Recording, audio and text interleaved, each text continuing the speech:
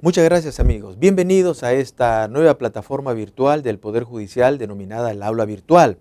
Es una ventana académica que tiene como propósito proporcionar información académica, profesional a las diferentes personas que en estos momentos nos están viendo por la web, a los cientos de miles de lectores, de personas que también nos escuchan, nos ven en diferentes partes del país y por supuesto también del mundo. En esta oportunidad, a través de la Gerencia de Capacitación del Poder Judicial en el Perú, vamos a tratar un tema de vital importancia y queremos que este tema sea de análisis, sea de cuestionamiento, pero también sea de crítica frente a la actual coyuntura que en estos momentos está viviendo el país. Para nadie es un secreto que uno de los grandes problemas que atraviesa el Perú es la inseguridad ciudadana y por ende el incremento de la ola delincuencial. Y para ello la comisión de los diferentes hechos con reproche penal se han venido incrementando en los últimos años. Tenemos, por ejemplo, una cantidad importante de criminalidad organizada y relacionada con delitos considerados graves. Por ejemplo, podemos considerar los delitos contra la vida, el cuerpo y la salud, los delitos contra el patrimonio. Dentro de ellos, por ejemplo, podemos encontrar los delitos de homicidio, asesinato, feminicidio, delitos de robo agravado a mano armada con consecuencia de muerte, delitos de genocidio, desapariciones forzadas, de tortura. Y por qué no decir los delitos también de violación sexual, delitos que tienen que ver con violación sexual de menores de edad con consecuencia de muerte y también delitos contra la administración pública en las diferentes modalidades en los casos de corrupción de funcionarios. También la criminalidad organizada está estrictamente relacionada con los delitos de lavado de activos y por supuesto también los delitos de tráfico ilícito de drogas, tráfico ilícito de migrantes, tráfico ilícito de armas, de explosivos y municiones. Y por supuesto también la trata de personas, minería ilegal, tala ilegal de árboles. Todos estos delitos en cantidad de 21 que establece la ley de crimen organizado, la 30077, ha incorporado uno más, que es el delito de explotación sexual. Y por qué no decirlo, también el delito de terrorismo y el financiamiento al terrorismo. Todos estos delitos no habrá sido posible poder investigarlos, procesarlos y sancionarlos, sobre todo a los dirigentes, sin que de por medio, por supuesto, haya estado consigo la institución procesal denominada la colaboración eficaz. ¿Cuál es el significado que ha tenido el proceso especial de colaboración eficaz en la lucha contra la criminalidad organizada? Evidentemente, ha sido muy importante para poder luchar o para poder investigar y sancionar 4 principales delitos, de algunos para mencionarlos, solamente de estos que decimos. Por ejemplo, la colaboración eficaz ha servido para poder desarticular al crimen organizado en materia de corrupción de funcionarios, en materia de lavado de activos, en materia de violación a los derechos humanos y por supuesto también en el caso del terrorismo. En este último ha servido, por ejemplo, para poder dar las pistas y poder saber dónde se encontraban los principales líderes terroristas, como es el caso de Abimael Guzmán, el caso del camarada Artemio, Florindo Flores Sala u Óscar Ramírez Durán, que han sido verdaderos colaboradores eficaces o arrepentidos que han dado de alguna manera información relevante para poder decir dónde se encontraban escondidos estos líderes terroristas. También, evidentemente, la colaboración eficaz ha permitido también trabajar para luchar contra las organizaciones criminales en los casos de lavado de activos y más propiamente con los casos de lavajato. No habrá sido posible descubrir los principales casos de corrupción de las diferentes mega obras que se han venido realizando en los gobiernos pasados y en el último que hemos tenido para poder trabajar y poder conocer los altos índices de corrupción que se han venido produciendo en el negociado de los concursos públicos de estas mega obras. Es decir, la colaboración eficaz ha permitido de alguna u otra manera saber cuál ha sido los grados de compromiso que han tenido los presidentes de la República en ejercicio en esa oportunidad, los gobernadores regionales, los alcaldes, los principales responsables de instituciones públicas y privadas comprometidos con casos de corrupción. Es decir, para poder adjudicar una obra han tenido que negociar bajo la mesa. Entonces, los colaboradores eficaces han sido personas que han sido delatores, han sido personas soplones que han manifestado que esta organización criminal ha venido traficando ilegalmente en perjuicio del Estado peruano. Entonces, los colaboradores se han llegado a constituir en personas muy importantes para la lucha contra la criminalidad organizada. Entonces, ¿cómo podríamos nosotros definir o cómo podríamos como antecedente indicar cuál ha sido la importancia de esta institución procesal denominada la colaboración eficaz? En principio debemos decir que el Instituto de Defensa Legal, el IDL, que justamente en una oportunidad integró Ernesto de la Jara Sombrillo, ha hecho un importante estudio ya hace algunos años que nosotros lo hacemos propios respecto a esta institución denominada la colaboración eficaz. Ernesto de la Jara, por ejemplo, dice, si bien es cierto, la colaboración eficaz ha venido surtiendo efectos y viene dando resultados positivos para la lucha contra la corrupción, para la lucha contra el lavado de activos, para la lucha contra el terrorismo y sobre todo para la lucha contra la trata de personas y contra los delitos de violación sexual en el Perú, también evidentemente ha tenido algunas preocupaciones que es necesario comenzar a trabajarlas. Y amigos, es importante que ustedes también conozcan. Es decir, en el afán de poder trabajar para poder investigar, controlar y sancionar la lucha contra la criminalidad organizada en sus diferentes modalidades, también es importante saber que este trabajo ha venido contando con algunos problemas que es importante tenerlos en cuenta. ¿Cuáles han sido los problemas que a lo largo de estos años la institución procesal de colaboración eficaz ha venido presentando? En principio, Ernesto de la Jara sostiene que es importante que se debe impedir que esta institución procesal, al momento de que comienza a hablar los colaboradores eficaces ante el representante del Ministerio Público, es importante que se tenga en cuenta que las personas inocentes no se vean perjudicadas como principal problema. ¿Por qué? Porque con el afán de poder decir esta persona pertenece a una organización criminal, puede suceder que el colaborador o aspirante a colaborador eficaz proporcione información de datos equivocados o que comience a mentir indicando que tal persona pertenece a una organización criminal cuando no lo es. Es decir, vamos a comenzar a investigar personas inocentes cuando no lo son. Cuidado, cuidado. ¿Por qué? Porque lo que dice un colaborador eficaz no es santa palabra. Toda información que indica un colaborador eficaz tiene que ser materia de una corroboración. Es decir, el fiscal tiene que ir al campo de acción para decir que lo que tú me dices que tiene relevancia penal, yo lo voy a corroborar. Es decir, voy a decir que tú lo que me dices, yo lo voy a certificar con nuevos elementos de convicción para tomar conocimiento que lo que tú me dices es correcto, no me estás mintiendo. Entonces, en este afán de poder luchar contra la criminalidad organizada, hay que tener en cuenta que no todo lo que dice el colaborador eficaz es 100% correcto o verdad. Entonces, porque puede ocurrir que en ese trayecto de la declaración algunas personas inocentes se puedan ver perjudicadas. Segundo aspecto, dice Ernesto de la Jara, que culpables logren impunidad o beneficios inmerecidos. ¿Qué significa esto?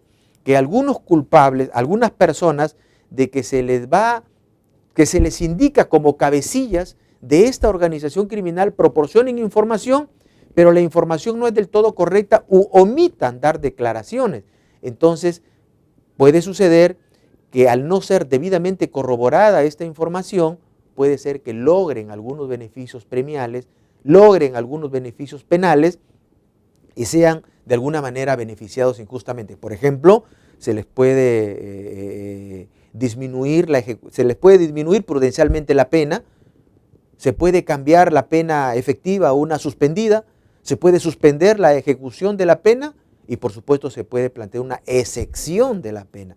Recuerden que un colaborador eficaz nunca se le va a perdonar el delito, pero sí se le puede bajar prudencialmente la pena. Entonces, en esta idea de poder colaborar contra la criminalidad organizada, puede ser que algunos aspirantes a colaboradores eficaces logren alguna impunidad tratando de tener beneficios inmerecidos por haber proporcionado información aún no corroborada. ¿Cuáles son los otros aspectos y la problemática que se presenta a lo largo de esta institución procesal denominada colaboración eficaz? Ernesto de la Jara coincide en indicar que esta institución se puede convertir en una vía para tapar grandes responsabilidades y desviar algunas investigaciones. Lógico, la persona que está sometida a una investigación puede suceder que lo que dice esa información no sea la correcta, omita dar información o desvíe el norte que tiene el Ministerio Público para lograr esa investigación.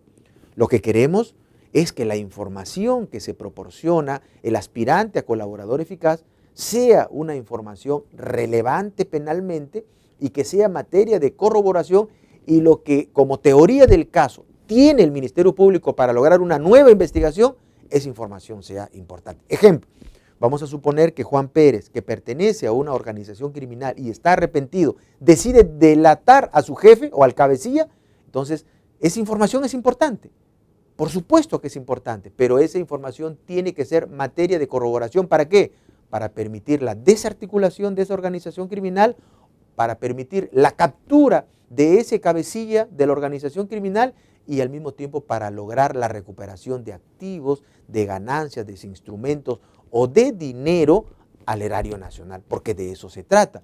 Entonces, lo que se procura es de que hay que evitar tapar grandes responsabilidades que logren desviar la investigación primigenia, que es, por ejemplo, la captura del jefe de la organización criminal. ¿Qué más? Que la inmensa cantidad de plata robada no se recupere.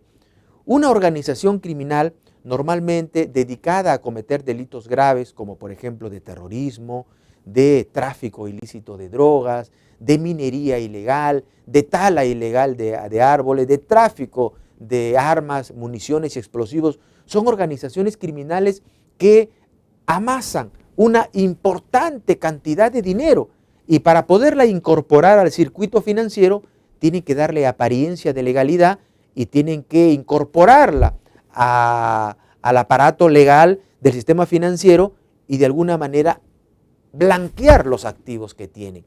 Entonces, evidentemente, esta inmensa cantidad de dinero, el colaborador eficaz tiene que permitir y tiene que decir dónde se encuentra esa organización criminal o ese dinero de la organización criminal.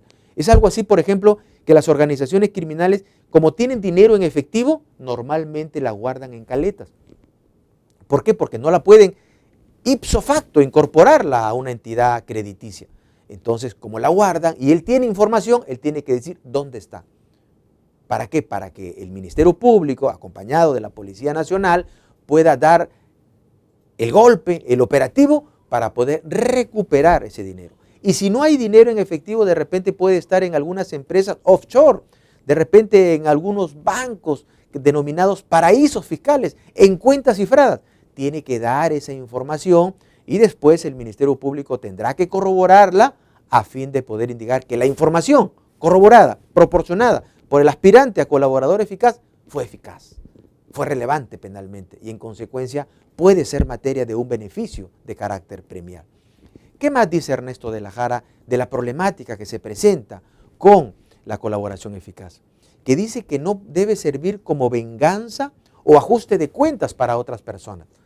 Puede pasar que un aspirante a colaborador eficaz delate a un tercero, pero esa delación no es la más correcta porque se trata de una venganza, es decir, va a perjudicar a terceros inocentes o a personas que no tienen nada que ver con el asunto, o se trate de un ajuste de cuentas. ¿Qué significa esto?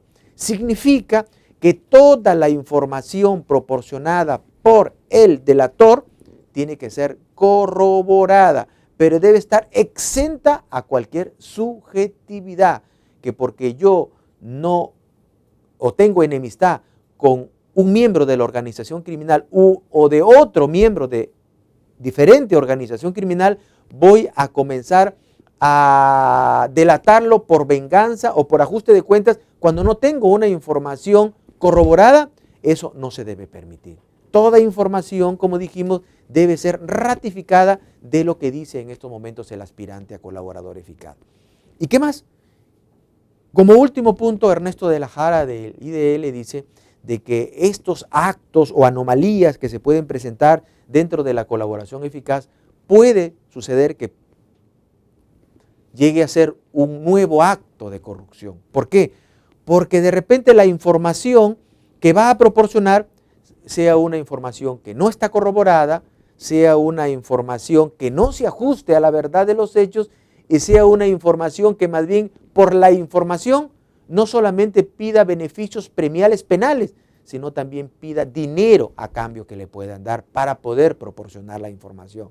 Entonces, lo que tenemos que tener cuidado es que un colaborador eficaz es un delincuente arrepentido que pertenece a una organización, que pertenece al crimen organizado y desea salirse, pero a cambio de ello tiene que proporcionar una información de carácter relevante, porque si no la proporciona, evidentemente no tiene ningún problema en poder hacerlo. Muy bien, entonces expuesto esto, ¿qué es lo que significa la colaboración eficaz? ¿Cuáles son los antecedentes? ¿Cuál es el marco normativo por las cuales en estos momentos se rige? En principio debemos indicar que el decreto legislativo 1301 de fecha 19 de diciembre del 2016 fue el marco normativo mediante el cual se expidió en virtud de las facultades extraordinarias que se le otorgó al Congreso a fin de que pueda hacer las modificatorias respectivas en el Código Procesal Penal, que es el marco jurídico que permite a partir del artículo 47 de este cuerpo legal comenzar a normar lo que significa la colaboración eficaz. ¿Qué más? Esta institución tiene, por supuesto, rango de carácter constitucional. ¿Por qué? Porque recuerden ustedes que como antecedente tenemos la ley de arrepentimiento, es decir, la ley que permitía a las personas que se encontraban investigadas, sancionadas o condenadas por delitos con propósitos terroristas, les permitía arrepentirse, pero a cambio de ese arrepentimiento tenían que delatar a sus jefes del comité zonal, comité regional, comité metropolitano, de socorro popular, del buró político, del comité central, a fin de que puedan delatar a sus jefes y a cambio de esa información se le iba a dar un beneficio de carácter premial. Ese fue el antecedente en terrorismo que después permitió perfeccionar la norma del proceso especial de colaboración eficaz. Recuerden que el nuevo Código Procesal Penal, que se encuentra vigente en 32 distritos judiciales del país y que a propósito a partir del 1 de octubre va a entrar en vigencia en el Distrito Judicial de Lima Este, establece hasta 7 modalidades de procesos penales. Así como el proceso penal inquisitivo tenía 2 procesos, el proceso penal sumario y el proceso penal ordinario, el nuevo Código Procesal Penal establece también diferentes procesos. Por ejemplo, establece el proceso penal común, establece el proceso penal por faltas, establece el proceso penal de seguridad, establece el proceso penal por la alta calidad de los funcionarios públicos, establece el proceso de terminación anticipada, establece el proceso también de colaboración eficaz. Entonces, ¿para qué? Para que de alguna u otra manera las personas sometidas a este procedimiento puedan tener de alguna manera algunas clases de beneficios. Muy bien, veamos en qué consiste la colaboración eficaz. ¿Qué es lo que dice el texto procesal respecto a esta figura jurídica? Dice así, ¿en qué consiste la colaboración eficaz? Dice, es un intercambio de información relevante por una mejora en la pena merecida legalmente. La información la proporciona una persona que ha cometido un delito muy grave, generalmente propio de la criminalidad organizada, pues un delincuente nunca es un inocente, y los beneficios en cuanto a la pena los otorga el Estado. ¿Qué significa en cristiano, amigos del aula virtual que hoy nos están escuchando y nos están mirando? En principio diremos que un colaborador eficaz es una persona que pertenece a una organización criminal. ¿Qué es una organización criminal? Es la agrupación de 3 o más personas dedicadas a cometer delitos graves de manera permanente, de manera jerárquica, y la finalidad es justamente perpetrar la relación de delitos que les dije al momento de la introducción de este primer módulo. por ejemplo, delitos de terrorismo, delitos de trata de personas, delitos de tráfico ilícito de migrantes, delitos de lavado de activos, delitos contra la vida, el cuerpo y la salud, entre otros delitos considerados graves. O sea, la persona que se encuentra dentro de una organización criminal es la persona que proporciona información de la función, de los roles, de la estructura de la organización criminal y sobre todo da nombres quienes participan de esa voluntad criminal y proporciona lo que dice la diapositiva, información relevante, importante. ¿Por qué? Porque es una información importante de una persona que ha cometido un delito. ¿Cualquier delito? No, un delito muy grave, muy grave. Ejemplo, terrorismo, violación de derechos humanos, lavado de activos, corrupción de funcionarios, para mencionar estos 4.